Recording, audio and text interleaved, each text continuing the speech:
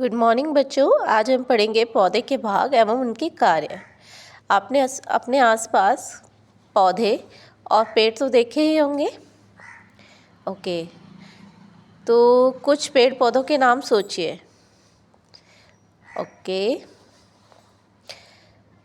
चलिए मैं आपको कुछ पेड़ पौधों के नाम बताती हूँ जो शायद आपने अपने आसपास देखे होंगे, और फिर उनसे आप मैच करिए या अपना मेल मिलाइए कि आपने भी वही सोचा था या नहीं।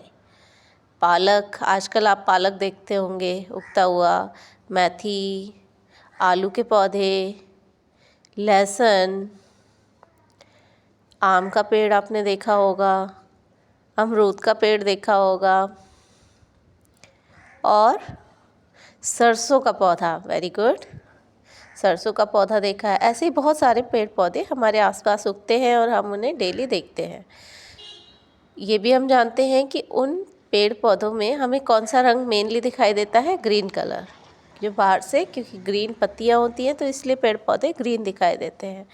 आपको पता है कि पेड़ पौधे जो होते हैं उनके क्या क्या भाग होते हैं, या वो उनके शरीर के क्या क्या अंग हैं। जैसे हमारे शरीर के अंग हैं सर, हाथ, पैर, वक्ष, पेट इत्यादि, आँख, नाक, कान।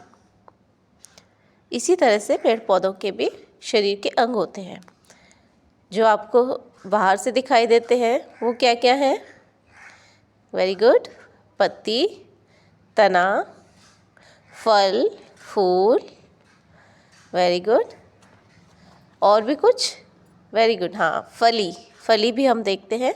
और कुछ पार्ट ऐसा भी होता है पौधे का जो हमें बाहर से दिखाई नहीं देता, जैसे जड़ें। जड़ों का बहुत इम्पोर्टेंट काम होता है। जड़ क्या काम करती हैं? जो भी आप पानी पौधे में लगाते हैं या जिस मिट्टी में वो उग रहा होता है, उस पानी को पौधे के विभिन्न भाग तक ले जाने का कार्य, अवशोषित करने का कार्य जड़ें ही करती हैं। सबसे पहले जड़ें ही उस पानी के खनिज लवण को पौधे तक लेकर आती हैं। फिर उसके बाद तना उस पानी को या उस खनिज लवण को पौधे के विभिन्न भागों तक पहुंचाता है। ओके, अच्छा, आपको पता है कि पौधों का खाना किस जगह बनता है? पौधों का रसोई घर क्या होता है? पौधों का रसोई घर होता है उनकी पत्तियाँ। वहाँ पर ही सारा खाना बनता है। और जब खाना बन जाता है तो वो खाना फिर अब हम तो खा लेते हैं, ठीक है, हमने पत्तियाँ तोड़ ली, फल खा लिए, लेकिन फलों तक वो पत्तियों ने बना दिया, लेकिन फलों तक और फली तक वो कैसे गया? हाँ, उसे जाने के लिए भी तो कोई रास्ता चाहिए। पत्तियों से ही फ्लोएम नाम के ऊतक निकलते हैं जो कि एक जगह से दूसरी जगह उस भोज्य पदार्थ को लेकर जाते हैं, और वो विभिन्न भागों में, पौधे के विभिन्न भागों में स्टोर हो जाता है या संचित हो जाता है। जैसे कि फलों में संचित हो जाता है, जड़ों में भी संचित हो जाता है, जैसे गाजर, मूली, चुकंदर, शलगम, ये सब जड़ें हैं। और कुछ तनों में भी इकट्ठा हो जाता है, जैसे आलू तना है, और तने में जब भोज्य पदार्थ इकट्ठा हो जाता है तो वो इकट्ठा होने के बाद एक अलग प्रकार की शेप ले लेता है। जड़ें जो है वो कॉनिकल शेप ले लेती हैं, आलू ने गोल शेप ले ली, ठीक है। तो इस तरह से जो पत्तियों ने खाना बनाया वो पौधे के विभिन्न भागों में पहुंच गया। तो यहाँ इस चित्र में हमें दिखाया हुआ है एक पौधा, उस पे फूल है, फल है, पत्ती है, तना है, मिट्टी की सतह में अंदर जड़ें हैं। ओके, तो जड़ पौधे के विभिन्न भागों की रचना एवं कार्य। अब हम पौधे के विभिन्न भागों की रचना एवं कार्य पढ़ेंगे। सबसे पहले आता है जड़।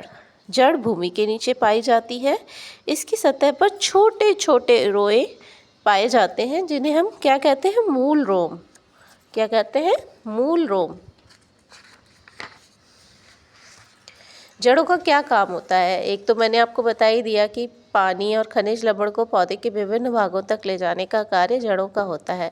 दूसरा, आपको क्या दिखता है कि अगर जड़ नहीं होती तो क्या होता? अगर जड़ पौधे में नहीं लगी होती मिट्टी में तो क्या होता?